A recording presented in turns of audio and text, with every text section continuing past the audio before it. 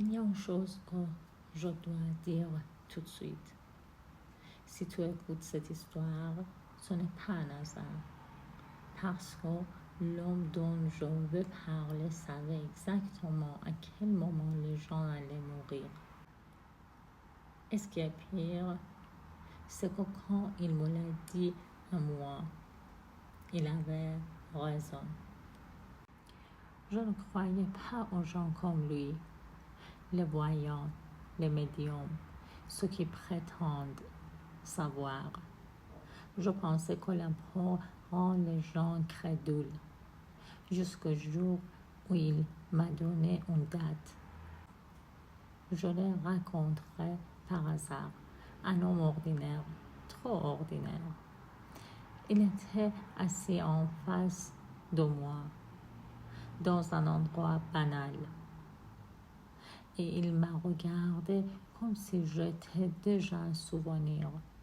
Puis il a dit, « Tu as encore un peu de temps ?» Je lui ai demandé, « Du temps pourquoi ?» Il a souri, pas un sourire gentil, un sourire fatigué. Du temps avant la fin. J'ai ri, pas parce que c'était drôle, mais parce que c'était absurde. Alors il est penché vers moi et il a murmuré une date précise, avec une heure. Je ne l'ai pas oublié. Même maintenant, je m'en souviens trop bien.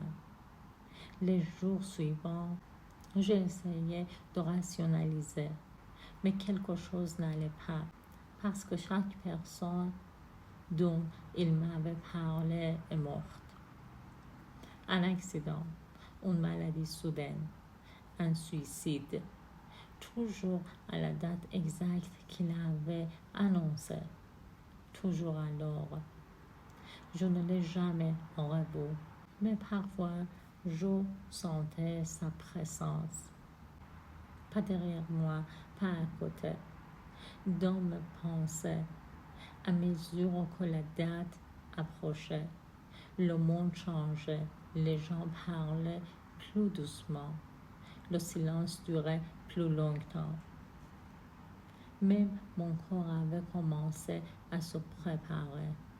Je dormais moins, je respirais différemment. Le veille, je n'ai pas dormi du tout. Je me suis regardée dans le miroir et j'ai compris quelque chose.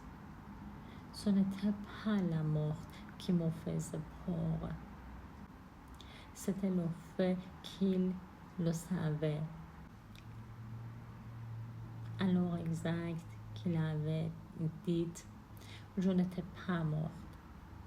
Pas vraiment. Mais depuis ce moment-là, quelque chose est resté bloqué. Le temps ne passe plus pareil. Le miroir me regarde trop longtemps et parfois je sens que je suis déjà arrivée au moment d'après. Si tu écoutes cette histoire et que tu as l'impression que quelque chose ne va pas, ne t'inquiète pas. Il savait aussi que tu écouterais jusqu'ici. Et si cette histoire vous a mis mal à l'aise, ce n'est pas à cause de ce que j'ai raconté. C'est à cause de ce que vous avez ressenti sans comprendre. Certaines histoires ne font pas peur. Elles réveillent quelque chose qui était déjà là.